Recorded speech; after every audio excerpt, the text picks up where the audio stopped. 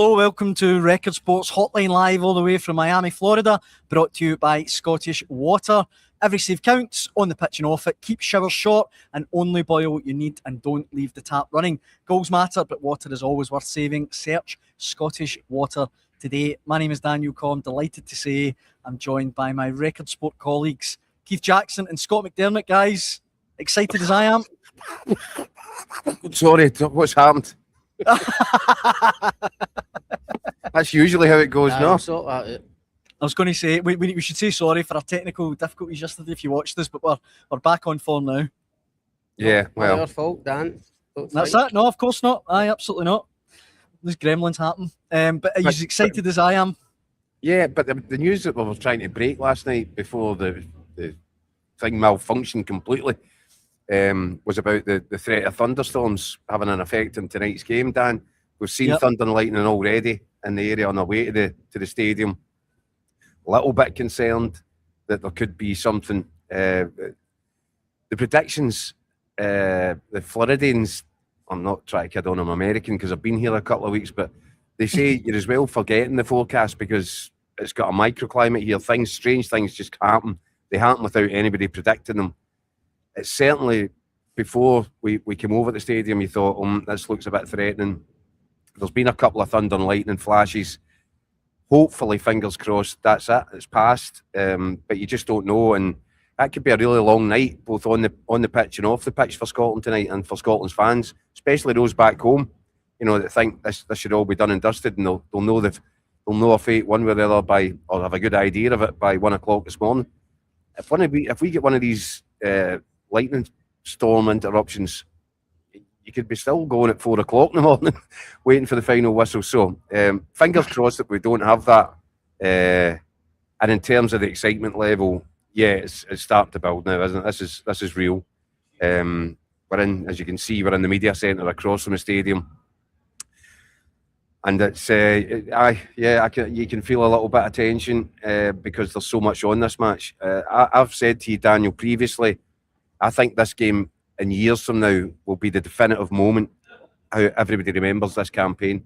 I think if we go and give it a real good shot, if we swing some punches against Brazil, no matter what the outcome is, and then we manage to scrape through on goal difference, however this goes, I think people will look back and say this was a successful World Cup or not. And I think it all boils down to these 90 minutes. I just hope it's a memorable night, one way or the other, because I've said before on here, when that draw get made, Dan, this was the game. This was the wow factor. Scotland v Brazil in Miami at the World Cup. So you're just hoping that the team can produce a performance and hopefully a result, obviously, that people remember for a long, long time. And look, that might end up in defeat on the night. But as Jacko says, it's about making your mark in the tournament. It's about competing, making that a contest, making Brazil go away for this game and think, that was tough. I mean, Scotland caused us a problem. And also, by the way, potential last 32 opponents looking at it and going, they'll threaten us. Aye. We were watching Panama last night. Aye. And you think, look at them, look at the energy they're giving, look at the high tempo, look at the ambition. It was exciting to watch them. I just want to see Scotland playing like that because this is the third tournament now. We played really well in one game at Wembley. We played quite well against the Swiss in the middle game at the last Euros. Other than that, it's been really slim pickings. Just want to see a performance from us tonight. Look at Colombia last night as well. I know Colombia have got a few top players like Luis Diaz and that, but I mean the energy and the intensity and just the sheer hunger and desire that they put into the games. Well, I was going to say though, Scott, we were saying to Colombia, I said to you last night, Keith, watching that game, Colombia won and they've got some great players and great intensity in that, but they'll come off and go, by the way, Congo were pretty good there. Congo really, really ran us close, and hopefully we can do something similar to Brazil. Well, that's exactly it. That's what I'm saying. There are teams at this tournament, right? And I'm afraid that we're going to have to bracket ourselves, as much as it might pain us to do it. We have to bracket ourselves in with Congo and Panama, and we're one of these teams that don't usually get to this stage. So these teams have come over here, and the hard bit, the nervous bit, that's done. You got here. Now go out and enjoy the thing and give it your best shot. We seem to be scared of it. And that's, I want to see a difference in that tonight. See if I see that, I'll look back on in this tournament, no matter what the scoreline is, whether or not we get into the last 32, if I see us performing against Brazil as if we're out there enjoying it, relishing it, being brave, being aggressive, I'll go away for this tournament thinking I'll settle for that. What I'll find really hard to swallow is if we go out, if we look scared, if we can't string 3-4 passes together, we end up on the wrong end of a bad result, and ultimately it sends us home.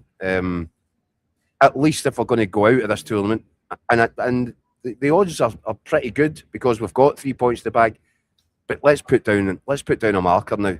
Let's say, look, we're here. We want to enjoy ourselves, even if it is against Brazil. Dan, we'll be. I mean, I know Jacko was at France '98 because obviously he's much older than us. Feel it as well, by the way. Young this trip. No, but no, for us, obviously, no, in years to come, it would be great to say we were there, no, at the 2026 World Cup in America for Scotland v Brazil. You want to say you were there, and it's amazing because we get a result, or we get beat 3-2, but it was we had a comeback, or just something special about it to say. Aye. What a privilege it was to be there that night. Do you know what I mean? You don't want to. Absolutely. And look, Brazil were a top team, so they could easily go and play us off the park and win by 2 or 3 goals. But as I say, we're crying out for something to cling on to for Scotland performance-wise. And as I say, I really hope we look back in years to come and think what a night that was in Miami watching Scotland go toe-to-toe with Brazil. We've got plenty of comments coming in. A lot of people want to have a say. If you're watching at home, please let us know your thoughts. Colin Jordan writes in saying, let's hope Clarke's finally learned from the last tournaments like he told us. You've mentioned that a couple of times, Keith. There's been a lot of promises made by Clarke promises. Players. Yeah. And we haven't seen the teams yet. I wrote a story yesterday, it's the day before, I'm losing track, that Ben Gannon-Doak, he wants to start with Ben Gannon-Doak, and will start with Ben Gannon-Doak unless there's been some issue at the 11th hour unforeseen. That's given me great encouragement, Dan. I was a little bit concerned by the team that was selected, the formation that was selected, the fact that he was doubling up with 2 left backs on the left-hand side. As much as I love Kieran Tierney as a player, that smacked of not the face. And you can't have that. Not when you're looking at these other teams that are just coming here, embracing it, going for it. Why are we the kind of frightened man of the tournament? It can't be that. Now, you've got every right to be scared playing Brazil in an 80,000 all-seater stadium. It's absolutely scorching. You can hardly catch a breath. I get all that. But you're paid professional football players from a really high level. So there's nothing to fear here. Get out there, do what you do, play your own football. And hopefully, the indication that Ben Gannon-Doak will start, I think, is really positive, because it tells me it's not about just sitting in and trying to defend the penalty box for 90 minutes. If we do that, we're going to get hammered anyway. See in terms of the fear factor, Jacko, you're right, because you look at Brazil's squad, and obviously somebody like Vinicius Junior, when he's on his day, unplayable, frightens the life out of you, right? He's a Real Madrid Champions League winner, etc. So if guys like that turn it on, then you're in for a tough night. But the majority, when you think of the majority of that squad, or the team that might play tonight, Gabriel at the back, Martinelli, Bruno Guimaraes, Casemiro, Mateus Cunha, the likes of Andy Robertson, John McGinn, Ryan Christie, come up against them every week. And beat them often, and do well against them. So there shouldn't be a fear factor. As I say, even the ones on a higher level, like maybe your Vinicius Junior or Marquinhos at the back at PSG, and that again, the likes of Robertson, McTominay, even McGinn, they're playing Champions League level as well. So it shouldn't scare us. They're a top team with a top manager, they'll be one of the favourites probably to go and win this thing. But in a one-off night, as I say, a lot of Premier League players that our guys are used to playing against, so they shouldn't be going into it with any fear at all. If they do, then we will come unstuck. We looked frightened against Morocco. A wee bit. We looked frightened, Well, and I don't want to see that tonight. Especially early doors. I was going to say not so much in the second half, you'd have to say. I thought the second half we come out and kind of realised, look, we might never be back here. We need to have a go. Yeah, but what happened, Dan? What happened? We Aye. put Ben Gannon Doak on for the last half hour, and it meant that Scott McTominay moved a little bit further up the pitch. All the things that we'd want to see from the start of the game, we saw in the final half hour. And see, when we did it, Morocco, I didn't think they reacted well. They didn't look comfortable. I thought we had them rattled. Now, Steve Clarke's a clever guy, right? Let's not, I'm not going to sit here and pretend for a single second I've got a better idea about how to set up a team for a game like this than Steve Clarke does. And he did work out, and rightly so, that Morocco start, at 1,000,000 miles an hour.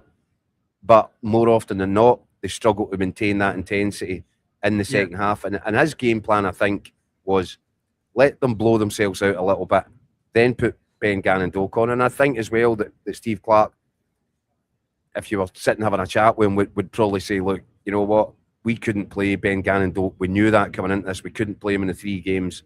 He did have that lengthy layoff with a hamstring injury last season.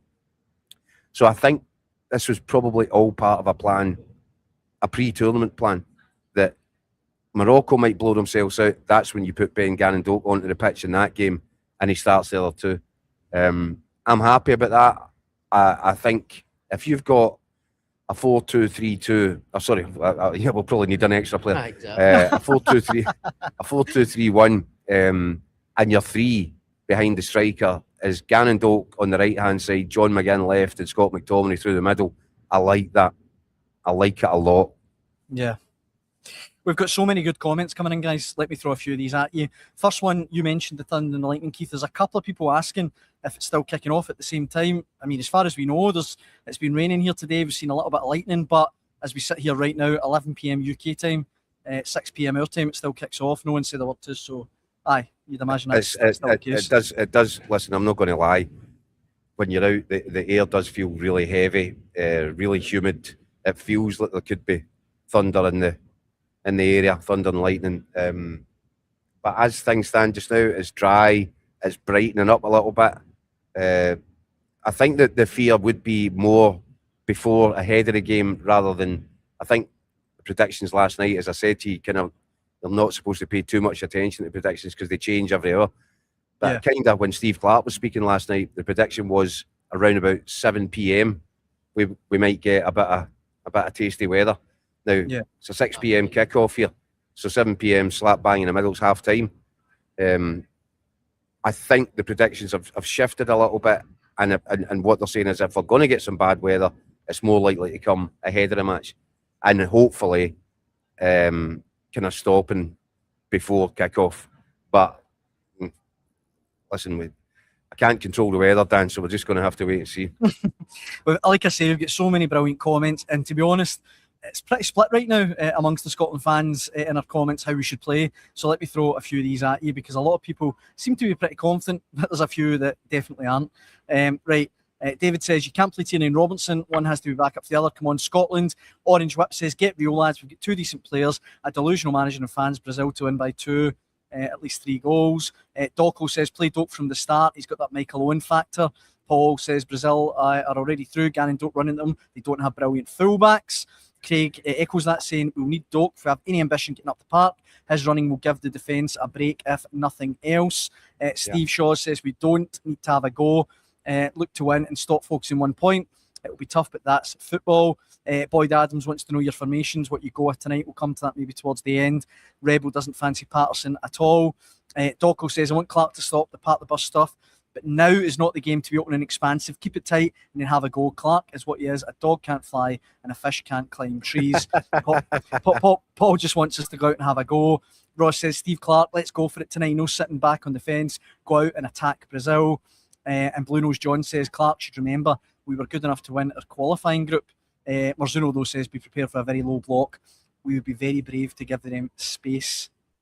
So, I mean, it's what we've talked Look- about, Scott, in the show a little bit. Why does it need to be one way or the other? It doesn't need to be gung-ho Exactly. or 11 men at the back. You know, there can be an in-between. Exactly. I think Steve Clarke's a good enough coach not only have kind of two ways of playing, either Aye. park the bus or go crazy up front. I mean, he's going to come up with a structure and a game plan that will hopefully keep us fairly solid defensively, but crucially, give us some kind of threat going forward. We know Brazil's going to have more of the ball within us. That's just a fact going into the game. But that doesn't mean you can't pose a threat and cause them problems. So You need to give them something to think about at the back. should they? And Gannon Doak will. No, Of course he will. He For will. one, We need to feed them the ball as often as we possibly can. pace terrifies It's your defenders. best outlet. Pace terrifies defenders. Yeah. And he's got buckets of the stuff. Yeah. And And by the way, their fullbacks will bomb on. and So there will he's be going to have space. gaps. There will He's be going to have space. gaps. And Scott, as you know, you're a wee midfield player. Easiest ball in the game is from the centre of midfield, clip it over somebody into space, Yep. and just put enough on it to let your winger fly onto it. Ben Gannon-Doak will have an opportunity to do that. And what heartened me when he came on against Morocco was you could see that the players were under instruction, because I was a bit agitated, frustrated against Haiti. The number of times he was in a position where it was an easy ball over the top, just let him go, and they looked the other way. They went to the left-hand side rather than the right. I felt when he came off the bench, it looked as if the players were under instruction. In his first 5 minutes on the pitch, there was three exact balls over the top, let him open his legs. And Talk about no fear, Jacko. To me, that's Gannon Doak's biggest strength. Yeah. Nothing phases him. Yeah. Doesn't care who he's up against. So he'll relish this tonight. If you feed him often enough, he'll go at his man time and time again, and eventually he'll get a bit of joy. We know his final ball isn't perfect, hit or a miss. but it's getting better. I think it gets better the more he plays. So I think he'll relish this tonight. The kind of boy he is, he'll know that this is an opportunity to really announce himself on the world stage. And he'll fancy it. Obviously, we don't know who'll play at left back yet for Brazil, but whoever it is, Gannon Doak will fancy it, and he'll just keep. Again, if I'm a midfielder for Scotland, I would just constantly be looking to feed him the ball. I mean, McGinn gives you different attributes on the left. He'll obviously, when we get the ball to Gannon Doak playing on that side, McGinn will tuck in. He does it on obviously the other side for Villa, but he knows the role. He can do it on the other side, no problem. But I think you need to use Gannon Doak as much as you can. See, the difference is, Scott, if you're looking to the left-hand side, more often than not, 9 times out of 10, the ball's into his feet. Let him go on, turn, somebody use his physicality. But it's a different ball to the right-hand side. It's just chip over the top. Just put it into space. And Gannon Doak in a foot race, he fancies chances against anybody. The other thing about Gannon Doak is a simple thing. He gets you corners and free kicks and just causes Keeps you up the problem. pitch. Keeps you a bit hard. This is my point. There, gets you set pieces. That's my point. Against Morocco, I felt for the first hour, they were so comfortable in the game because Shea Adams was doing a lot of running about, but nothing was sticking. He wasn't giving us a platform. We couldn't get up the pitch. He wasn't a threat to them. And we had no width and we didn't have Gannon Doak. So we had no outball. Moroccans sussed that out probably before kick-off, just by looking at the team sheet. They had nothing to fear at the back. And what did that mean? That meant they could put more bodies, get more, but squeeze the game up, further up the pitch, get more bodies in. They suffocated us. And we could not get out. We felt that our players were getting swarmed around. They didn't have time to pick a pass. It was just, what we need to do is stretch the game. And Ben Gannon-Doak offers you that. And if you're not playing Ben Gannon-Doak, but obviously, with fingers crossed, he will start tonight, then I think Dykes would have been a better solution, because at least he give you a platform. You can feed him the ball. He won't do the running about that Shea Adams does, but he'll stay more central. He'll win his headers. He'll bring the ball down and bring others into play in a way that I just felt we didn't have an out ball, whether it was through a centre forward or through a wide man. I hope that's a very different story tonight. Although Scott and I think if we were given the choice, I think we'd both go for Lon Shankland, because if you're going to put your most creative players on the pitch, you need your best finishers on there to take whatever chances they do manage to provide. The other thing, Jacko, Daniel, and it's just a wee thing, just quickly, we need to start quick. Yeah. You're right. Start with That was a killer the other night, that goal. 70 seconds. Daniel, but I don't think we've started any of the two games well enough. I don't. We eased our You're way right. into the Haiti game, and Aye. obviously we get the goal, and that helps settle everybody down, settle the nerves. But I know it's difficult with the conditions, but honestly, when are we going to just fly out the traps in a game? Surprise people, play with that bit of tempo and intensity right for the off. You might just get a break. You might just get a penalty. You might just get a goal in that period. Suddenly you've got something to hold on to. We can't be slow coming out the traps tonight and allow Brazil to dominate, because it makes it a really, really tough game. And if you start in that gear, it's then difficult to get out of it. They need to start the game quickly tonight, despite the conditions. Do you know what I love, Daniel? Go on. Got in today's paper, I've got a back page and a spread with Steve Clarke in an interview that we did back in Charlotte. And everything that he said, I just thought he hit the right tone. And that's not always the case with Steve. But from talking about waking up after getting a good 10 hours kip following the Morocco game, I think he got about 3 hours sleep the night before the game, or 4 hours sleep, and then 3 hours sleep after the game, head spinning. He then get back to Charlotte and he had a good 10 hours, and he woke up in the morning and he said, right, let's go. And he energy, and he's been speaking really positively. He's accepting that it's not good enough, that we've not been creating chances. He's saying, look, this is something that we've been trying to fix for a while. He felt against Bolivia in the pre-tournament friendly in New Jersey, he felt there was real signs there that the team was taking it all on board, that we looked like creating more chances. He accepts that Bolivia are not a top 10 team or anywhere near it, but he was really heartened by it. I think Steve Clarke, I mean, he's basically saying to the players, I want to see that. So, however this game turns out tonight, it might be that we don't see the ball, that Brazil are just way too good, and it doesn't matter what the intention is, all we can do is try and defend it. But I think Steve Clarke, what he's dying to see from his players is exactly that, something more aggressive, progressive, not just reactive and kind of survival football.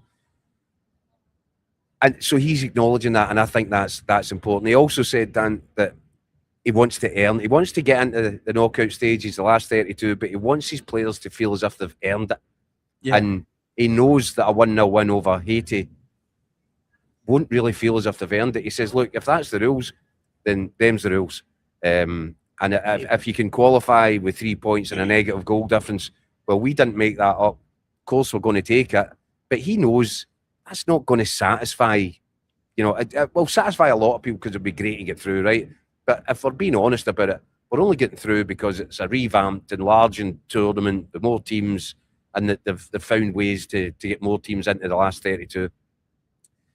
We'll take that, yes, but I think that's the big thing for me that Steve Clarke is talking about, and the message to the players is go out there and earn it. Go out there and show people that you can play at this level.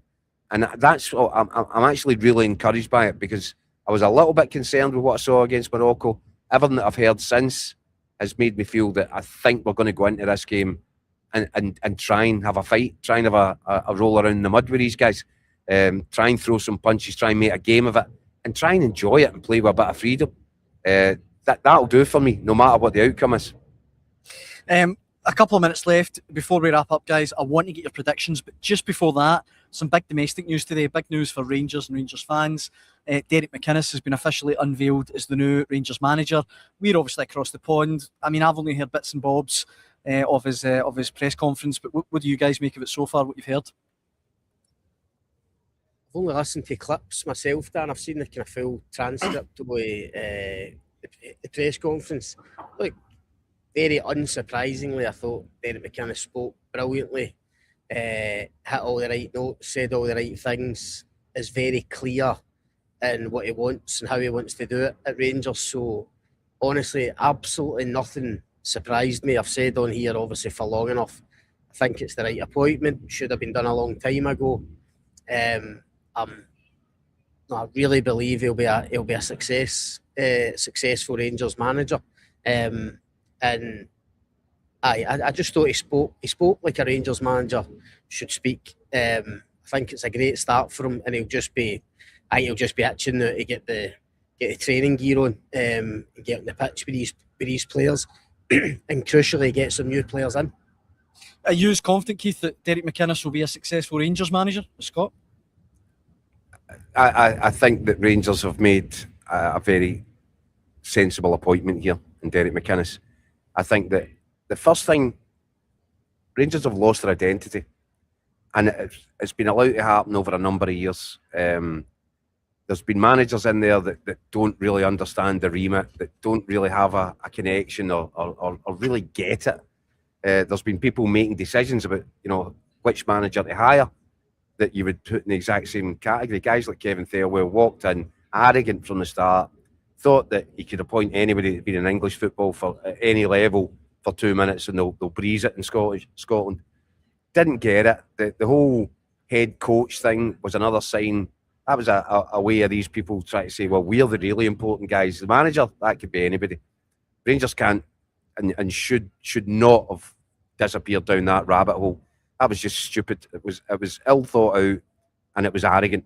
And I think it's significant. As I said to you, Dan, I think we said in this show, I think we broke the news on the Saturday a couple of weeks ago that Rangers had approached Hearts for permission to speak to Derek, and that the talks were advancing over that weekend. Was that last weekend? Because I said that the appointment would be made early this week, and the press conference, the official unveiling. So that was today. And I said from the get-go, I think that you'll find that Derek McInnes will want to be manager, not men's team head coach. Yeah. And I think it's really important. And I know that they spoke about that at today's press conference. It is important. And I think that McInnes, do you know what I think is the major strength for Derek McInnes is Derek McInnes was a player there when Rangers were, the cock of the walk in Scottish football, 9 in a row, under Walter Smith. He knows the standards that were required to get Rangers to that point of dominance. And that'll be his mission now to drive those standards and make it more recognisable to what he remembered during his own playing days. So yeah, I think rather than go for somebody that again doesn't know, if you don't know what it is that you're trying to achieve, it's very difficult to get there. But and we've seen all these guys with their different sort of ideas and philosophies. Rangers are about winning. Derek McInnes understands that. Walter Smith taught him it. And I think that this is the best move Rangers have made in a long, long time. I think one of the important things he said, Daniel, just for the clips, I think he was asked about what his kind of aspirations were in Europe for Rangers, and he basically said, look, of course we want to do well across the board, but the most important thing is to win domestically again. And I've been saying this about Rangers for a number of years now. I go back to even when Steven Gerrard was there, who won a title. I thought even he put probably too much emphasis on Europe in his first 2 seasons at the club rather than focusing on winning the title. It was only when it came about, Rangers had to stop Celtic's 10 in a row, that suddenly the title, I think, became the priority. Yeah. That's the priority again for Rangers right now.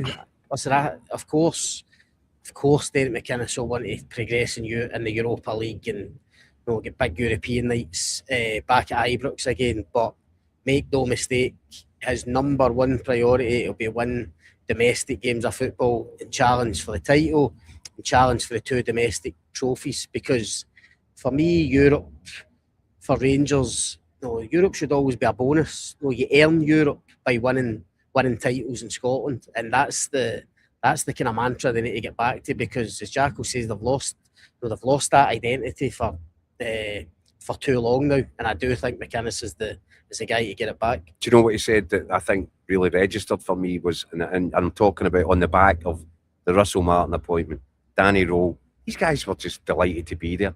And I'm sure they wanted to win games of football. Of course they did. That's why they're in management. But it didn't seem like priority number one. Certainly wasn't for Russell Martin.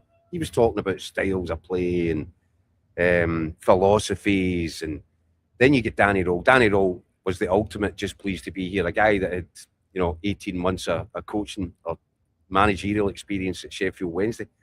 These guys don't really get it. And Derek McInnes, what he said, the one thing that resonated, I think, with me was he wants to be here, he wants to enjoy himself, and he knows you can only enjoy yourself at Rangers when you're winning trophies. Otherwise, it's the wrong place for you. Yeah. If you think you can just saunter through and you put some long-term vision in place, you've not read the book. You don't understand what it is you're getting involved in. And Derek McInnes understands that. He can only enjoy himself as Rangers manager if he's a successful Rangers manager. And if he's not a successful Rangers manager, he knows he won't be in the job for very long. And it's just that, it's as basic as that. He gets that. And other guys who have come in with, blue sky thinking and big ideas and formations and modern day cliches, and they were never going to cut it at Rangers. I think Rangers have given themselves a chance with Derek McInnes. He's got a chance where these other guys didn't have a chance from the start.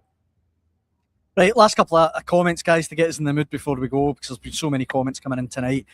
Derek says, we need to go and show we're not scared to have a go. This group have beaten teams like Spain, Denmark, Greece. We can do anyone on our day. Jerry Celtic says, I had a weird dream last night. The half-time score was Brazil now Scotland 4. I'm just saying. Double O Eagle, who's an American fan that's been writing in since... lightning comes on at that point. Double O Eagle's an American fan that's been writing in since we've been doing these over here, guys. He says, I've been saying Brazil's overrated ever since 13 days ago when I first started paying attention to soccer. Let's go Scotland. And John says... He's been watching football for 13 days. He's an expert, and the first thing he does is write off Brazil. Exactly. Okay, mate. Sounds good to me. John Watt says, it's good talking again, but it's time Scotland actually put in a proper performance. We've been too timid and safe. Right, finally, guys, predictions. What's going to happen? Are we going to do it tonight? I don't think we'll win, Dan. I need to stick by my prediction in the paper. I think Brazil will win with a couple of goals. I've said 3-1. I think Scotland's got a goal in them. I do expect a far better, more progressive kind of performance for Scotland. More chances, a bit more attacking threat.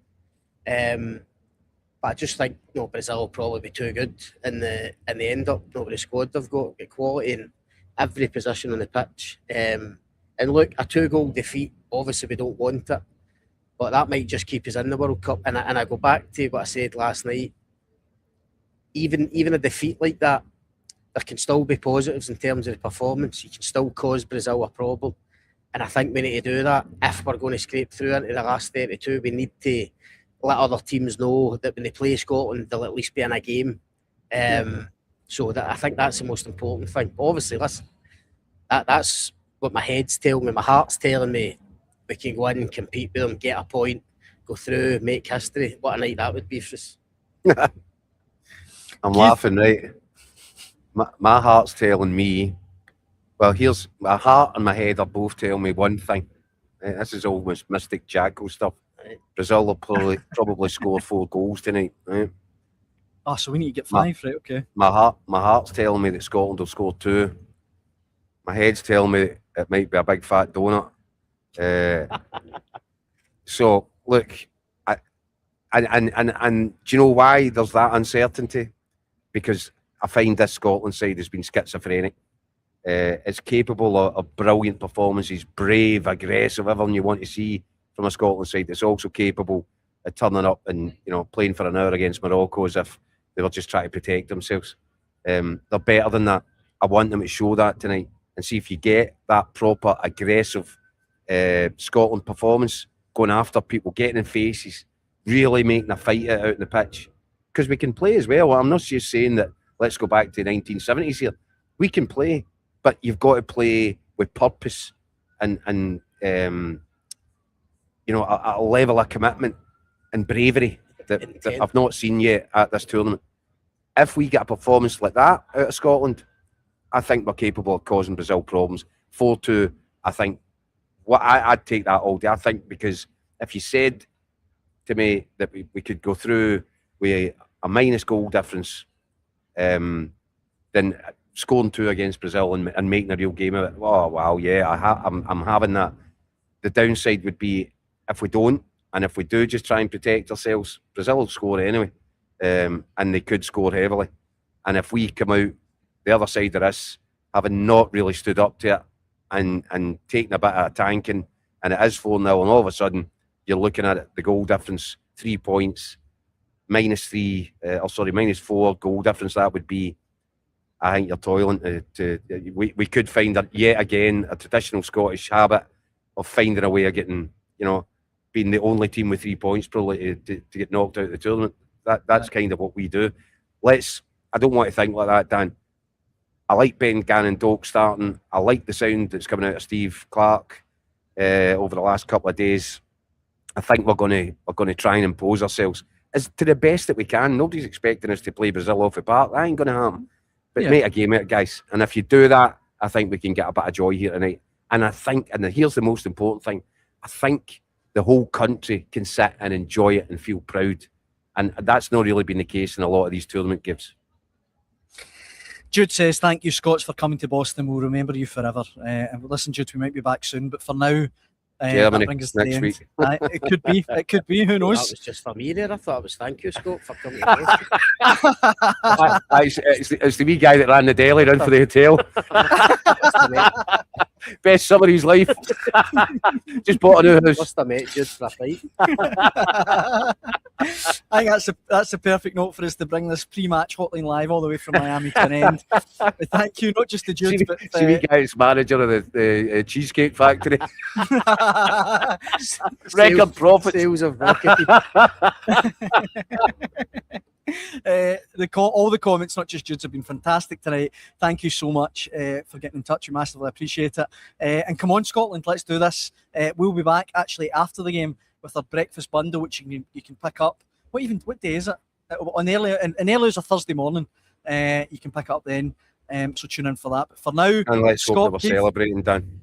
Exactly. Let's hope the champagne's on ice. I'll see you guys in a couple of minutes.